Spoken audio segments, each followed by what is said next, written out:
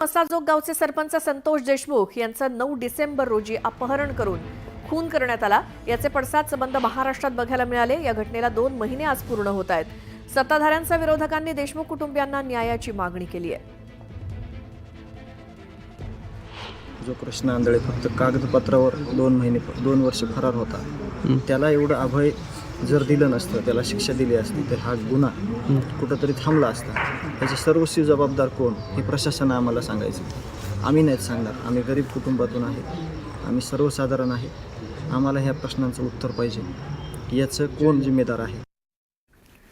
तर संतोष देशमुख हत्या प्रकरणाला 2 महिने उलटल्यानंतरही मुख्य आरोपी अद्यापही फरार आहे। या प्रकरणी आता सुरेश धस यांनी भाष्य केलंय आणि आरोपींना फाशीची शिक्षा होईपर्यंत आम्ही शांत बसणार नाही असं धस म्हणालेत।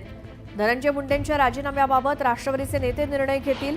राजीनामा घ्यायचा की नाही याबाबतचा निर्णय राष्ट्रवादीच्या नेत्यांच्या हातात आहे। मात्र त्या प्रकरणामुळे त्यांच्या पक्षाची प्रचंड बदनामी होतीये असं धस म्हणाले। दुसरीकडे त्यांनी मंत्रिपदापासून दूर व्हावं अशी मागणी हे त्यांच्याच पक्षाचे नेते आणि आमदार करतायत।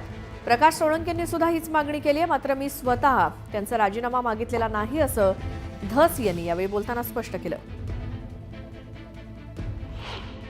हे जे संतोष देशमुखांचं प्रकरण आहे, महादेव मुंडेचं प्रकरण आहे, या दोन्ही प्रकरणाच्या बाबतीत 100% शेवटपर्यंत आमची जनतेची जी अपेक्षा माझ्याकडून आहे की हे फाशीला जाईपर्यंत आम्ही गप्प बसायचं नाही। हे सगळेच्या सगळे लोक फाशीला गेलेला आम्हाला पाहायचं आहे संतोष देशमुखच्या प्रकरणातलं।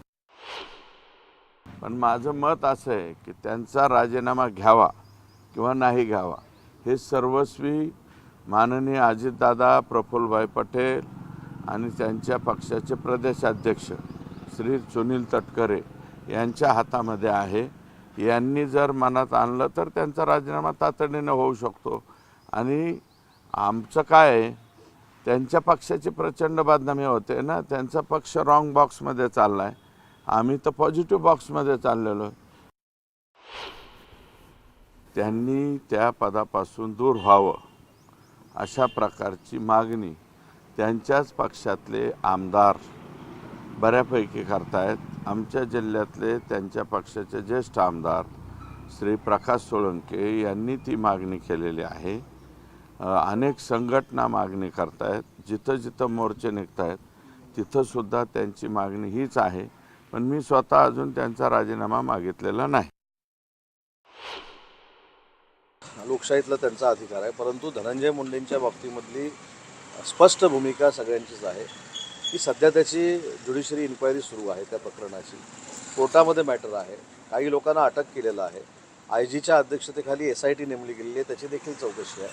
आणि त्याच्यामधनं जे काही निष्पन्न होईल, ज्या चौकशीतनं निष्पन्न होईल, आमची शिवसेनेची भूमिका स्पष्ट आहे की जे संतोष देशमुखचे मारेकरी आहेत यांना फासावरच लटकवलं पाहिजे।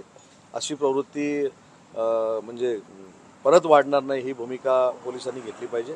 त्याच्यामुळे जोपर्यंत त्याच्यातनं काही निष्पन्न होत नाही, ते शेवटच्या टोकापर्यंत पोहोचत नाही, तोपर्यंत धनंजय मुंडेंबद्दल बोलणं मला योग्य वाटत नाही।